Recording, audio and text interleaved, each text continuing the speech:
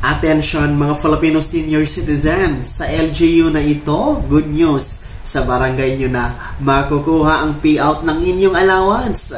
Saan nga ba ito magaganap or nangyayari? Yan natin pag-uusapan sa video na ito. Hold up.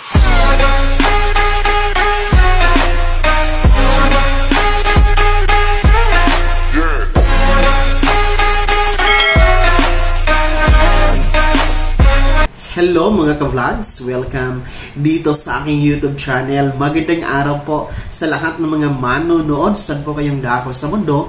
Kumusta mga ka-vlogs? Ang mga senior citizens sa isang LGU ay may pagbabago po sa payout ng kanilang monthly allowance or yung kanilang Social Amelioration Program or SAP, no? Kung saan po ay from e-wallet payout ay magiging makukuha na ito sa kanilang mga barangay leaders. Ayan natin pag-uusapan mamaya-maya kung saan ito nagaganap mga ka-vlogs. Pero bago ang lahat, kung bago ka pa lang dito sa aking YouTube channel o di kaya hindi ka pa nakasubscribe, i-click nyo muna ang ating subscribe button na nasa baba. Huwag nyo kalimutan na pindutin ang notification bell. Ilagay nyo po sa all para naman updated kayo sa lahat ng mga videos na i-upload ko. Ayan, magandang balita po. Attention mga Filipino senior citizen, dyan po sa City of Manila, sapagkat ang inyong monthly allowance dito sa Social Amelioration Program or SAP na handog po ng City LGU ng Manila po sa pangunguna ni Mayor Hani Lacona Pangan ay meron pong pagbabago sa payout mode, sapagkat sa mga nakaraan ang payout mode po ng inyong SAP program payout ay sa pamamagitan ng e-wallet via PayMaya. So dahil nga po daw sa sandamakmak ng reklamo, sandamakmak na complaint regarding po sa PayMaya, no? Katulad nga po ng pagkakalimot ng PIN number or pagkalimot ng kanilang PayMaya card, no? Yung mga hindi nakakapag-withdraw through PayMaya card, no? Yun po yung mga ilang mga complaint na nakarating po sa opisina ni Mayor Hani Lacona Pangan. Kaya naman po ang mayora po ng City of Manila ay umaksyon, no? Dahil na rin po sa ating mga senior citizen dyan na talagang hirap talaga no sa e-wallet dito sa PayMaya. Kaya naman po ginawang mano-mano, no? Ginawa pong talagang mano-mano yung payout na ngayon, kung saan ay itinalaga po, inatasan ang mga barangay leaders, no? Sa makatwid mga barangay captain, no? Sila ang mangunguna sa payout ng ating mga senior citizen dyan sa City of Manila, no? Para sa kanilang Social Amelioration Program or SAP program payout, mga ka-vlogs. No, ito po ay buwan ng allowance sa mga senior citizen dyan sa City of Manila, mga ka-vlogs.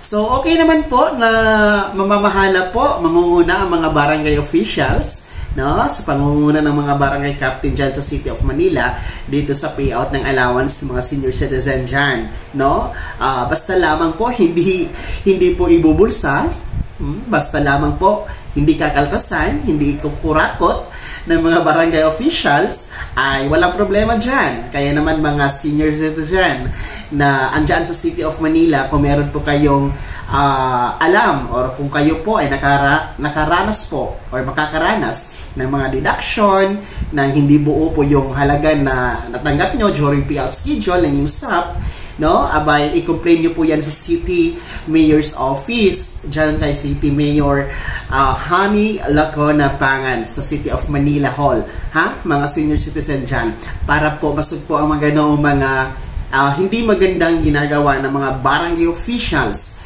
no, sa mga senior citizen. And sa mga barangay officials naman, no, pakiusap po, wag nyo nang pakialaman, wag nyo nang tapyasan, wag nyo nang babawasan, wag nyo nang ikurakot ang kakarampot na allowance ng mga senior citizen. Isipin nyo, pambili yan ng gamot, pambili ng pagkain, pambili ng maintenance na gamot, vitamina, or pagpapa-check up, pagpapa-laboratory, huwag nyo nang galawin, ha, mga barangay officials. Hindi naman lahat, no? Hindi naman lahat ng mga barangay officials natin ay nasa korupsyon, no? Yung ginagawa. Pero meron talagang iilan, hindi yan nawawala, mga ka-vlogs. So, kaya naman, be vigilant, mga senior citizen dyan sa my City of Manila. I-complain nyo agad, ha, sa City Mayor's Office nyo dyan, ha, sa City of Manila. So, ulitin ko, mga senior citizen dyan sa City of Manila,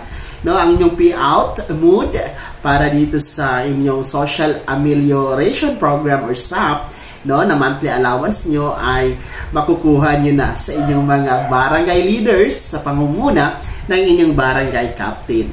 No, take note, para lamang po ito sa mga senior citizen sa City of Manila. Ito po ay ayon, no, sa post ng Manila Bulletin sa kanilang website, mga ka-vlogs. Ayan, shoutout po sa mga taga City of Manila. Ayan, meron bang mga senior citizen? Meron bang mga ka-vlogs natin na mga taga City of Manila ang nanonood, subscribers dito sa ating YouTube channel? I-komento nyo naman sa comment section na nasa baba. Shoutout sa inyo dyan. Bago ako matapos sa video na to, kung gusto nyo pong sumuporta sa aking YouTube channel, maaari nyo pong i-click ang ating super thanks button na nasa baba.